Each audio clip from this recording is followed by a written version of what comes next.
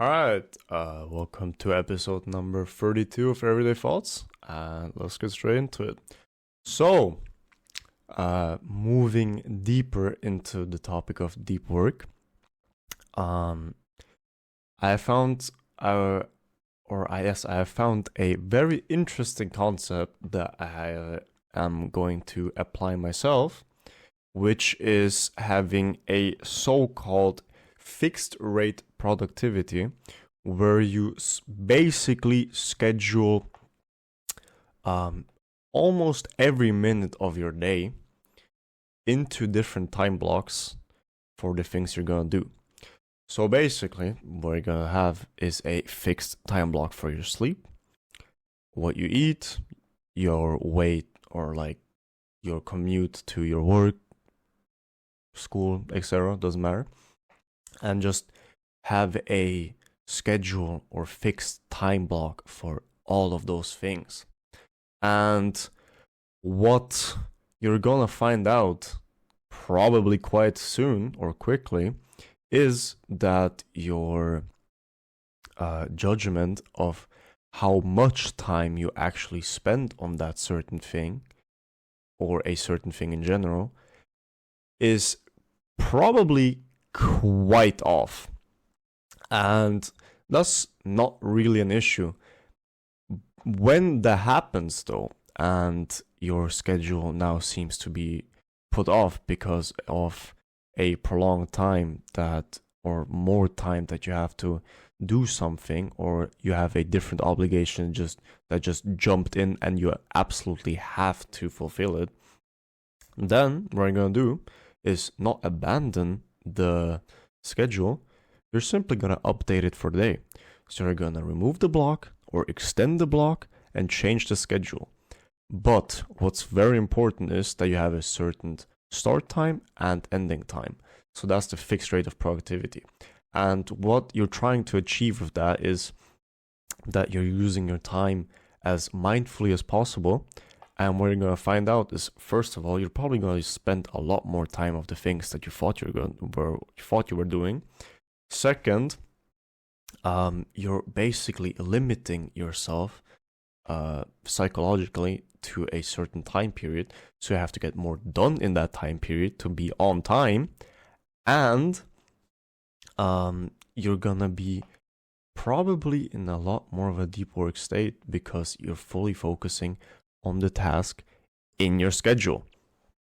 And that plays also hand to hand with the distractions and the work periods that you can make like sub points in your schedule. So basically, when you have to like check your phone or read emails or whatever, what you're gonna do is, if you really have to do those things, you're gonna, for example, put like 30 minutes in your schedule where you're gonna fully work on something, and then you're gonna have like 10 minutes of leisure time where you can just do not so difficult tasks or just shallow work in general.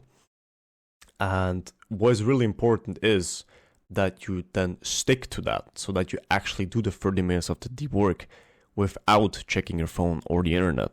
Even if you have to do it to move forward in your task or to make it easier, don't do it, since you're training your brain to differentiate between the deep work and the distractions. And if you're not going to do that, you're basically just making the effect useless. And what is really good about this is that you're gonna get a lot more things done when you actually have your time scheduled like that.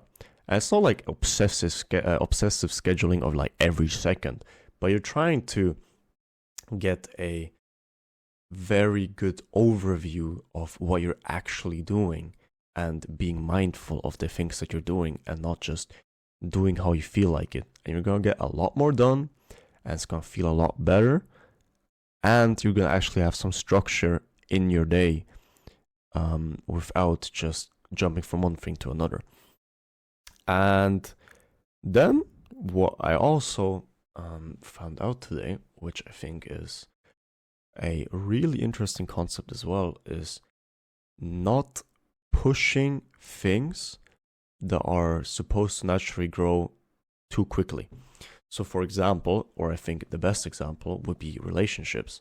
So if you're about to get into a relationship with someone, or you just meet someone and you're like fucking fully in love and you really want to get in a relationship, let the things play out naturally. Of course, if you have a chance, take it, instigate chances or initiate things, but don't rush them, because in the end, if you rush things, you're never gonna have like a clear mind about anything.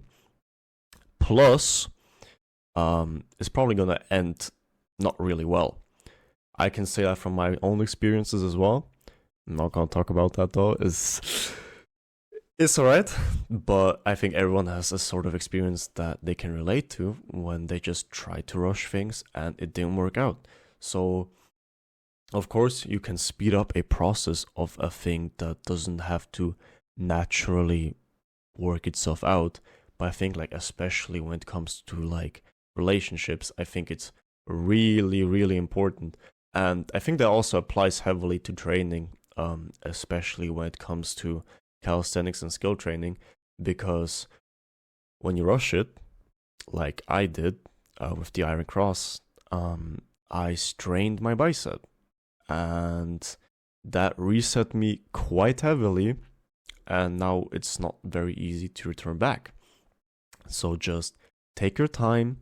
If you see that other people are just rushing ahead of you, well, with going a steady and consistent pace, you're actually more likely to, on average, be faster than them. And with just all of it compounding, you're probably gonna have a lot more long time benefits from letting it play out the way it's supposed to, and not just rushing it. And I want to say something else, but to be honest, I'm not. Yes, also including that, what I thought is a really good idea on how to try, like, actually make this happen is, for example, especially if you want to like buy something. I think that's a really good example, is when you want to buy something and it's not like on sale or anything, but like you want to buy something and it's full price and you really want to buy it, especially with clothes, I think, or electronics as well. Put it into your wish list or just your shopping cart, and then wait for like 2 weeks, a month, and then return to it, and you are gonna probably have a very different mindset about the thing. And a lot of the times you're gonna realize, oh wait, I actually don't want this, or I don't need this, I just wanted it in the moment. Well, then you don't get it, you save money, and you have one less thing that you don't need. But if it turns out that you still want it really heavily, well then get it, because you actually want it.